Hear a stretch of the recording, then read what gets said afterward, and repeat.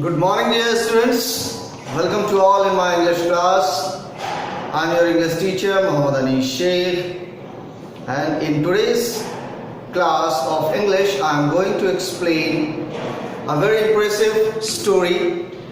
After reading this story, definitely you will boost yourself to do something extraordinary in your life, to reach the milestone, to reach at your destiny.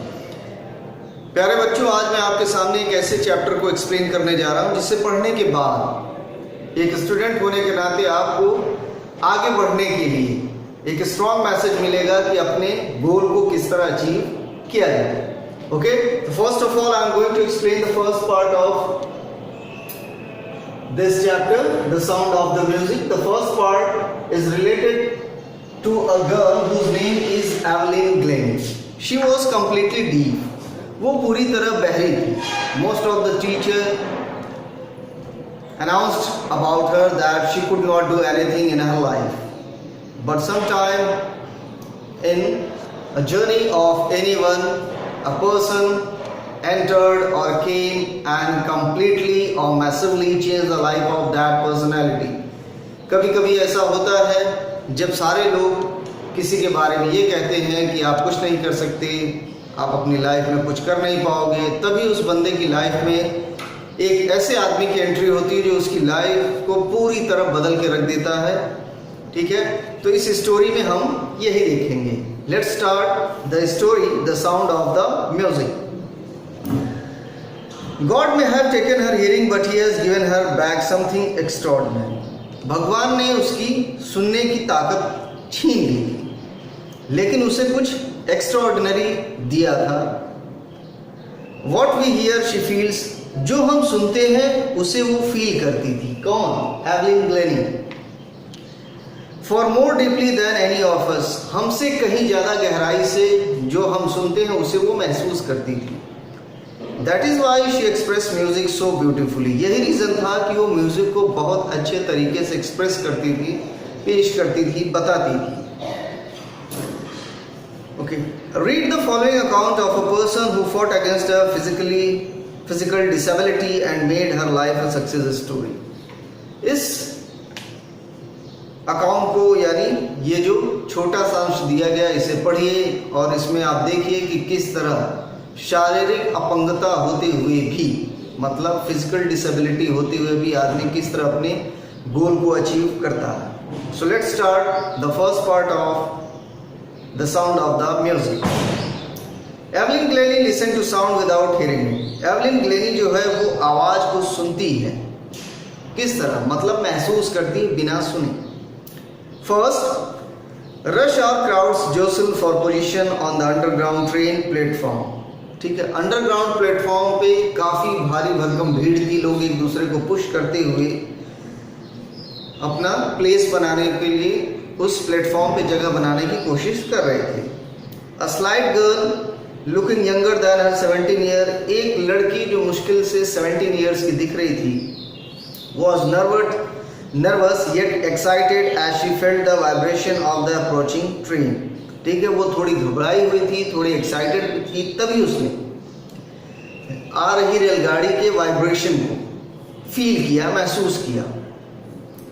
It was her first day at the prestigious royal academy of music in London and daunting enough for any teenager fresh from a Scottish form. ठीक है, Scotland से आई हुई किसी भी teenager के लिए एक बहुत ही महान दिन था, क्योंकि उसे रॉयल एकेडमी, जो लंदन की सबसे बड़ी म्यूजिक एकेडमी मानी जाती है, वहां पे उसे क्या करना था? एडमिशन मिला हुआ था और जाके वहां पे उसे सीखना था. But this inspiring musician faced a bigger challenge than most. She was profoundly deep. लेकिन एक अच्छा म्यूजिशियन बनने से पहले तक इस लड़की ने कितने स्ट्रगल किए. Let's see through the story. Evelyn Glennie's loss of hearing had been gradual. Evelyn Glennie ने धीरे धीरे अपनी सुनने की ताकत खो दी. Her mother remembers noticing something was wrong when the 8 years old Evelyn was waiting to play the piano. ठीक है, उसकी माँ को याद है उसने तब इस बात को नोट किया जब एवलिन 8 साल की थी और वो पियानो बजाने के लिए इंतज़ार कर रही थी। They called her name and she did not move. तो जब एवलिन की मदर ने उसको बुलाया, उसको आवाज़ दी, लेकिन एवलिन ने नहीं सुना। I suddenly realise she had not heard. तो उसकी माँ कहती है कि मुझे अब ये रियलाइज हो गया, यकीन हो गया कि उसे सुनाई नहीं दे रहा था। Says Isabel Glennie. Isabel Glennie उसकी मदर का नाम है। Okay, Isabel Glennie, mother of Evelyn.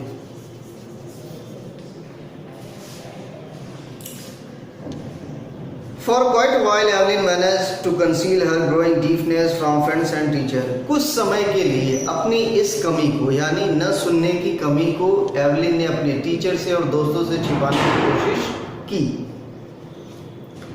But by the time she was 11, her marks had deteriorated and her headmistress urged her parents to take her to a specialist.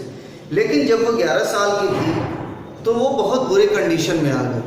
तो उसकी जो head mistress थी, उन्होंने उसके mother को suggest किया कि उसे किसी स्पेशलिस्ट के पास ले जाए और उसके इस हियरिंग इम्पेयर्ड यानी न सुनने की बीमारी का इलाज करें। It was then discovered that her hearing was severely impaired as a result of gradual nerve damage. ठीक है, क्योंकि लगातार नसों की कमजोर होने की वजह से उसकी सुनने की ताकत बिल्कुल खत्म हो गई थी। They were advised that she should be fitted with hearing aids and sent to a school for the deaf. लोगों ने उसे एडवाइस किया कि वो हेयरिंग एड का यूज़ करे ताकि लोगों की बात आसानी से सुन सके, और उसे बहरों के स्कूल में एडमिट कर दिया जाए, यानी जहाँ पर उसी के जैसे डीफ लोग रहते हैं। Everything suddenly looked black, says Evelyn. ठीक है, एवलिन को जब ये पता चला तो वो कहती है कि मुझे उस समय सारी चीज़ें बिल्कुल अंधेरी दिखाई देने लगी, ऐसा लगा कि मेरी लाइफ पूरी तरह स्पॉइल हो गई। But Evelyn was not going to give up. लेकिन एवलिन भी इस अपनी कमजोरी को छोड़ने नहीं जा रही थी, वो अपनी इस कमजोरी से लड़ना चाहती थी। She was determined to lead a normal life and pursue her interest in music. उसने अपने से कमिटमेंट किया कि वो एक नॉर्मल लाइफ जिएगी जैसा कि सभी लोग जीते हैं, और वो म्यूजिक के लिए डिवोटेड रहेगी और एनी हाउ म्यूजिक को सीखेगी। One day she noticed a girl playing a xylophone and decided that she wanted to play it too. एक दिन उसने नोटिस किया कि एक गर्ल xylophone को बजा रही है, तो उसने भी कोशिश की उसे बजाने की, वो भी उसे बजाना चाहती थी। Most of the teacher discouraged her, but percussionist Ron Fox, who is Ron Fox, percussionist, it means drummer, tabla बजाने वाला। रॉन फॉक्स के अलावा जितने टीचर थे सबने उसे डिस्करेज किया कि तुम बहरी हो, सुन नहीं पाती हो, कैसे बजाओगी, क्या करोगी। लेकिन रॉन फॉक्स ने उसको एनकरेज किया कि नहीं, यू कैन डू इट, तुम कर सकती हो। Ron Fox spotted her potential. Ron Fox ने उसके पोटेंशियल, उसकी ताकत को पहचाना कि she was much fascinated and interested in music, and if anyone will guide in a proper way, definitely she will learn. Ron Fox ने उसकी ताकत को पहचाना, उसके पैशन को पहचाना म्यूजिक के लिए, कि अगर कोई आदमी उसे अच्छे तरीके से ट्रीट करे, गाइड करे, तो वो म्यूजिक में अपने आप को एक अच्छे मुकाम पे रख सकती है, पहुंच सकती है। He began by tuning two large drums to different notes. तो उन्होंने एवलिन को ट्रेन करने के लिए 2 बड़े ड्रम्स बजाने शुरू किए। Don't listen through your ears, he would say, try to sense it some other way. उन्होंने एवलिन को कन्विंस किया कि इसे सुनने की कोशिश मत करो, महसूस करो। Suddenly I realized I could feel the high drum from the waist up and the lower one from the waist down. तो एवलिन कहती है कि रॉन फॉक्स के ऐसा इंसिस्ट करने के बाद मैंने महसूस किया कि ड्रम की जो हाई पिच है वो अपने कमर के ऊपर मैंने फील की, और ड्रम की जो लोअर पिच है उसे अपने कमर के नीचे। Forbes repeated the exercise and soon Evelyn discovered that she could sense certain notes in different parts of her body. ठीक है, यही कॉन्टिन्यू वे में इस एक्सरसाइज को रॉन फॉक्स रिपीट करते गए, और बहुत जल्द एवलिन ने उन सारे नोट्स को अपने बॉडी के बेस पर कि कौन सी बीट कहाँ पर है, पूरी तरह सारे बीट्स को उसने सीख लिया। I had learned to open my mind and body to sound and vibration. The rest was sheer determination and hard work. ठीक है, तो उसने कहा कि मैंने म्यूजिक को और उसके वाइब्रेशन को अपनी बॉडी के सारे पार्ट्स पर किस तरह खेलना है ये मैंने सीख लिया। And rest was sheer determination and hard work. और बाकी सब केवल कड़ी मेहनत का काम था, यानी बाकी मुझे क्या करना था, सिर्फ अपना डेडिकेशन, डिवोशन और हार्ड वर्क उसके लिए लगाना था।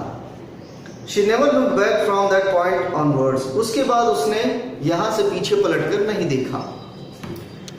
She toured the United Kingdom with a youth orchestra and by the time she was 16, जब वो 16 साल की थी तो उसने यूनाइटेड किंगडम विजिट किया ऑर्केस्ट्रा के एक ग्रुप के साथ। She had decided to make music her life. उसने वहीं पे ये डिसाइड किया कि वो म्यूजिक को अपनी लाइफ बनाएगी। She auditioned for the Royal Academy of Music and scored one of the highest marks in the history of the academy. उसने रॉयल एकेडमी ऑफ म्यूजिक के एग्जाम में खुद को अपीयर किया और in the history of royal academy के इतिहास में वो पहली ऐसी लड़की थी जो डीप होती थी, सबसे हाईएस्ट मार्क उसने अचीव की। She gradually moved from orchestral work to solo performance. वो ऑर्केस्ट्रा वर्क से हटकर सोलो यानी खुद की अकेले की परफॉर्मेंस देने लगी। At the end of her 3 years course, she had captured most of the top awards. अपने 3 साल की कठिन मेहनत से उसने न जाने कितने अवार्ड्स पर अपना अधिकार कर लिया। मतलब अपने डेडिकेशन, डिवोशन और हार्ड वर्क से जब उसने म्यूजिक पर कमांड कर लिया तो सोलो परफॉर्मेंस के थ्रू उसने बहुत सारे अवार्ड अपने नाम कर लिए।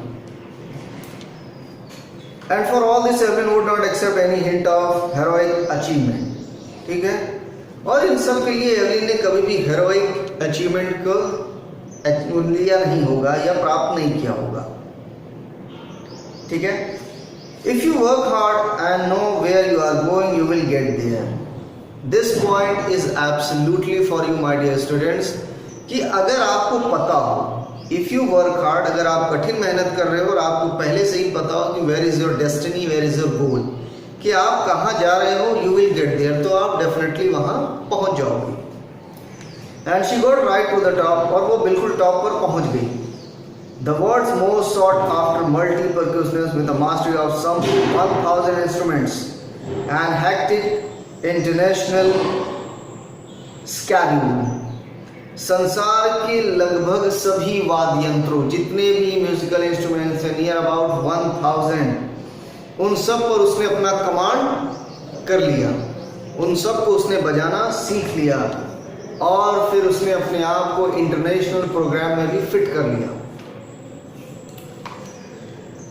It is intriguing to watch Evelyn function so effortlessly without hearing. ठीक है, एवलिन को न सुनने के बावजूद भी, it's intriguing to watch Evelyn function so effortlessly without hearing, लेकिन फिर भी उसके जो अपीयरेंस थी वो फैशनेटिंग थी, यानी मन को मोह लेने वाली थी। In our 2-hour discussion, she never missed a word. अगर हम 2 घंटे के बीच बातचीत भी करते थे तो वो डिस्कशन के बीच की किसी भी पॉइंट को मिस नहीं करती थी। Men with bushy beards give me trouble, she laughed. झाड़ियों के समान दाढ़ी वाले आदमी मुझे दिक्कत देते हैं, ऐसा उसने कहा। It's not just watching the leaves. उसने कहा कि ये सिर्फ लिप्स को देखने जैसा नहीं था। It's the whole face, especially the eyes. उसने कहा कि पूरे चेहरे को देखने जैसा है, खासकर आंखें। आंखें करती क्या है?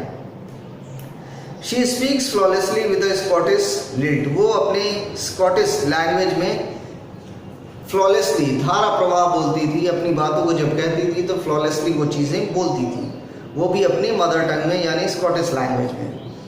My speech is clear because I could hear till I was 11, she says. कहती है कि मेरी स्पीच बिल्कुल क्लियर है क्योंकि मैं 11 साल की हूँ और I could hear till, और तब तक मैं सुन सकती थी। But that does not explain how she managed to learn French and master basic Japanese. लेकिन उसने कहा कि डीफ बच्चों के लिए that is not possible to learn other language like French and Japanese.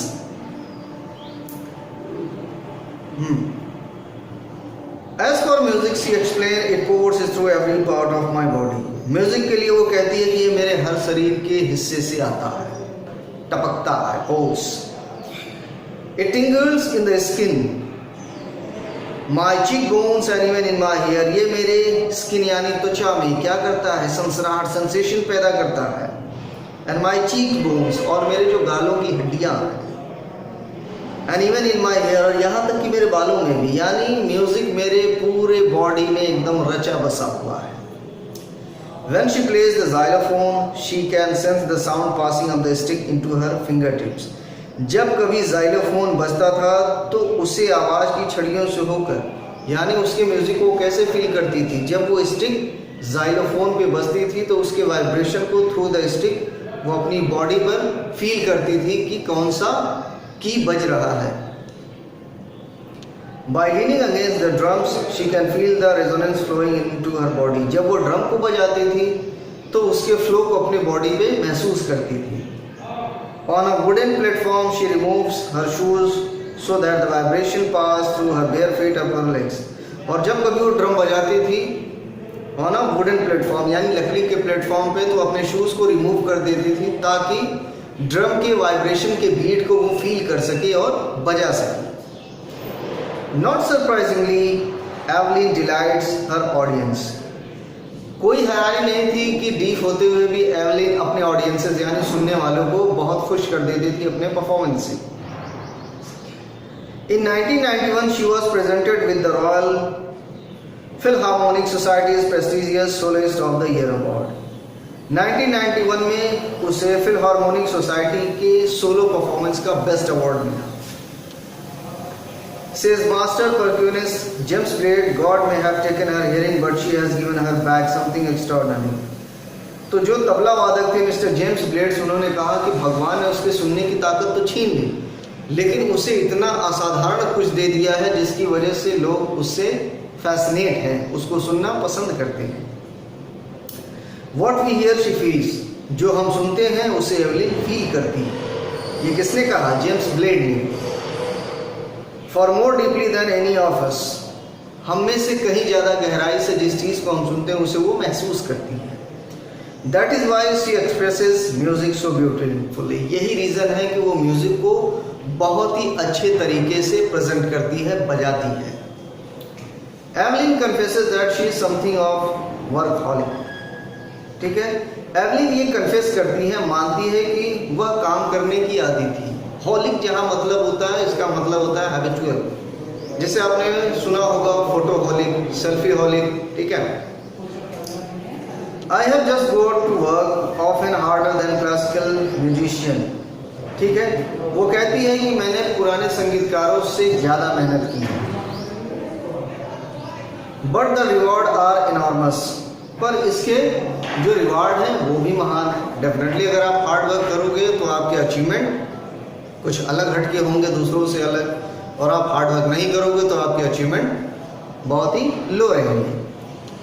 Evelyn also gives free concert in prison and hospital. Evelyn hospital और जेलों में फ्री कंसर्ट करती थी, मतलब एक पैसे भी नहीं लेती थी अपनी म्यूजिक को परफॉर्म करने के लिए.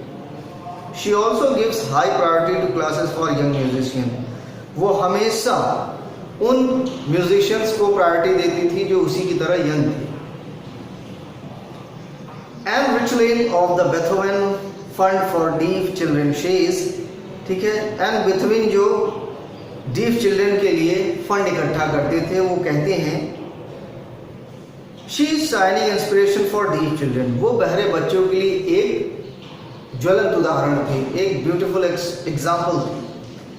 They see that there is now where they cannot go. वो कहते हैं कि जहाँ आज एवलिन है, जिस माइलस्टोन को उसने अचीव किया है, जिस टॉप ऑफ द पीक पर वो है, वहाँ लोग जाने की सोच भी नहीं सकते. Evelyn Glennies has already accomplished more than the most people twice her age.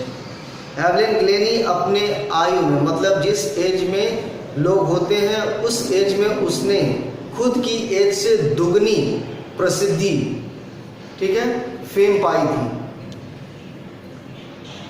She has brought percussion to the front of the orchestra, और उसने क्या किया था, she has brought percussion to the front of the orchestra and demonstrated that it can be very moving, और उसने orchestra करने वालों के सामने सोलो परफॉर्मेंस से उन्हें चैलेंज कर दिया था।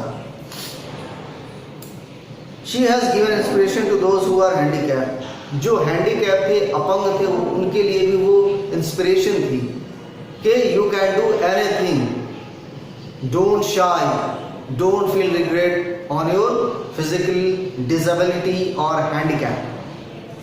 People who look to her and say if she can do it I can, जो लोग एवलिन को देखते थे वो कहते थे कि अगर वो डीफ होते हुए, बहरे होते हुए ऐसा कर सकती है तो हम क्यों नहीं कर सकते।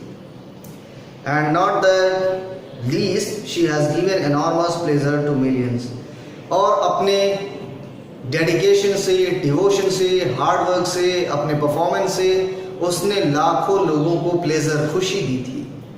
Okay my dear, this is the first part of your the sound of the music, जिसमें एक लड़की है एवलिन ग्लेनी जो बहरी होती है और 8 साल की उम्र में पहली बार उसकी माँ को पता चलता है कि वो बहरी है। जब 11 साल की वो होती है तो ये बीमारी उसकी बढ़ जाती है। लोग सजेस्ट करते हैं कि उसे हियरिंग एड यूज़ करना चाहिए और डीफ कॉलेज में उसे चले जाना चाहिए, डीफ स्कूल में चले जाना चाहिए। वहाँ जब वो जाती है तो टीचर उसे डिस्करेज करते हैं, लेकिन उन्हीं में से एक टीचर होता है रोन फॉब्स परक्यूशनिस्ट, जो उसके पोटेंशियल को पहचानते हैं और उसे ट्रेन करते हैं, और उनकी ट्रेनिंग की वजह से ही एवलिन एक अच्छी म्यूजिशियन बनती है और लोगों के लिए इंस्पिरेशन बनती है, ढेर सारे अवार्ड पाती है।